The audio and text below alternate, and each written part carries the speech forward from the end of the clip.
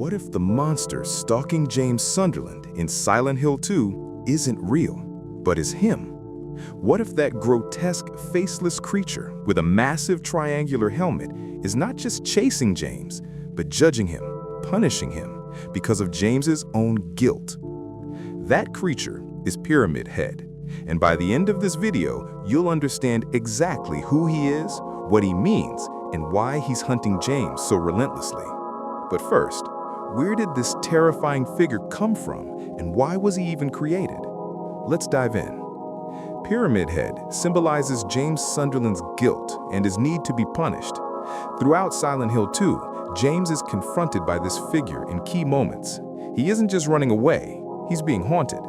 Psychologists and fans alike interpret Pyramid Head as an agent of punishment. He doesn't only attack James, he often brutalizes other monsters in the game, like monstrosities symbolizing sexual repression, for example, mannequins or lying figures. Those acts, visceral and disturbing, aren't random cruelty. They show how deeply intertwined Pyramid Head is with James's subconscious shame and sexual guilt. Then there's the town of Silent Hill itself. According to designer Takayoshi Sato, Pyramid Head's executioner motif echoes the town's dark history. Silent Hill was once a place of execution. The executioners wore red hoods, ceremonial robes, very similar to Pyramid Head's appearance. There's even a painting in the Silent Hill Historical Society titled "Misty Day, Remains of the Judgment," showing a Pyramid Head-like executioner standing before caged prisoners. So Pyramid Head is both a memory of the town's past and a projection of James's guilt. When James killed Mary, he didn't just lose her, he buried the guilt, but it came back in the form of this monstrous judge. According to lore, James saw that painting before, during a trip to Silent Hill with Mary. The image imprinted on his subconscious and later manifested as this executioner. The monster is not external justice. It is James's demand for justice against himself. Let's peel back the curtain even more. Where did Masahiro Ito get the inspiration for Pyramid Head? His design journey is as fascinating as the monster itself.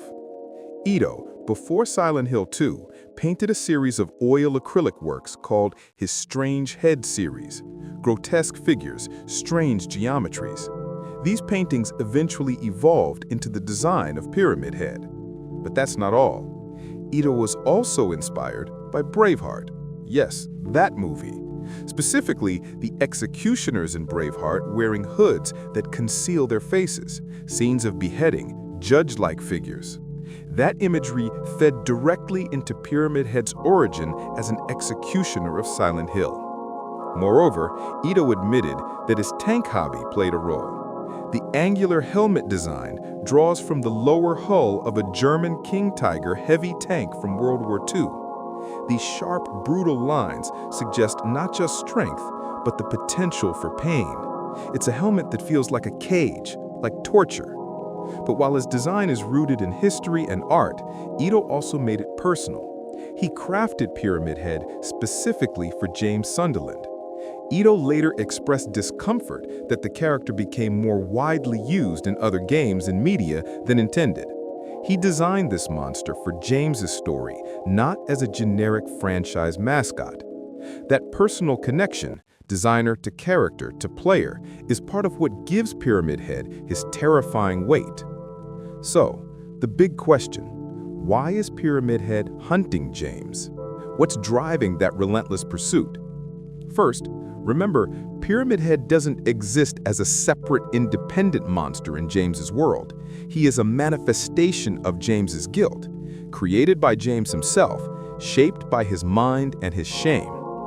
James killed Mary. Later, he receives a letter from Mary calling him to Silent Hill. Whether the letter was real or a hallucination doesn't change this. James is drawn into a place that mirrors his inner torment. When Pyramid Head appears, he is not just physically threatening, he is symbolic punishment. He doesn't talk, he doesn't negotiate, he just is. And in his existence, James confronts the truth he's been running from. But here's a twist. It's not just one pyramid head. Near the end of Silent Hill 2, two pyramid heads show up. One of them kills Maria, a phantom figure James mistakes for Mary, in front of James. That moment is deeply symbolic. The punishment and the judgment are happening in full view. After that, both pyramid heads impale themselves on their spears. That act, suicide by self-inflicted impalement, is loaded. It suggests that Pyramid Head's mission wasn't to kill James, but to complete his purpose. His purpose was to represent punishment. Once his mission is done, he disappears. In many interpretations, James realizes he no longer needs Pyramid Head. He has to stop running and accept his guilt. In some endings of the game, that leads James to leave Silent Hill behind. In others, it leads him to choose more tragic paths. So Pyramid Head isn't just a hunter, he's a mirror, an executioner, and in a sense, a guide, forcing James to face himself. Let's go deeper into the psychology. What does Pyramid Head teach us about trauma, self-punishment, and the human mind? According to psychological readings, Pyramid Head is an agent of internalized punishment. He enacts violence not just on James, but on other symbolic monsters in the game. Those monsters, like the mannequins or lying figures, often stand in for James's sexual guilt, shame, and repressed desires. His brutality carries a message: you must be punished for what you've done. But because this isn't just external punishment, because he's a creation of James's mind, he is inevitable. James could not just fight him off and ignore him. It's about acceptance, not just survival. The self-inflicted death of the Pyramid Heads at the end is also deeply symbolic. They can't exist once James acknowledges his guilt. Their job is complete. That implies that part of James's psyche, his desire for punishment, can finally rest once he comes to terms with his past. That's what makes him terrifying, not just his weapon or his size or his silent moans, but his psychological weight. He is a mirror of James, and by extension, a reminder to us all, sometimes the scariest monster is the one inside. But Pyramid Head didn't stay confined to James's psyche. Despite Ito's original intention, the character exploded beyond Silent Hill 2. He's appeared in the Silent Hill movies as Red Pyramid in 2006. He's in other games, Silent Hill Homecoming, where he's called the Boogeyman or Shadowed One, spin-offs, and even crossovers. In Dead by Daylight, he shows up as the Executioner. Why? Because Pyramid Head resonated so powerfully with audiences, aesthetically terrifying, psychologically rich, iconic. But that widespread use stirred controversy. Ito himself reportedly regretted how broadly the character was reused because he was supposed to be deeply tied to James's story.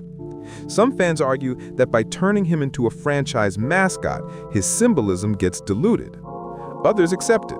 Pyramid Head became a face or helmet of Silent Hill, and that's part of how horror culture works. Powerful imagery spreads. Regardless, his legacy is undeniable. A monster born of one man's guilt became one of gaming's most recognizable and most unsettling. So, who is Pyramid Head? He is not just a monster in a horror game. He's James's monster, a manifestation of guilt, desire for punishment, and self-judgment. He's an executioner born from James's mind and from the dark history of Silent Hill. Why is he hunting James? Because James made him. Pyramid Head exists to punish James for his sins, for his shame, for what he's buried deep in his psyche. And only when James faces his past does Pyramid Head's purpose come to an end. That's what makes him terrifying, not just his weapon or his size or his silent moans, but his psychological weight. He is a mirror of James, and by extension, a reminder to us all, sometimes the scariest monster is the one inside.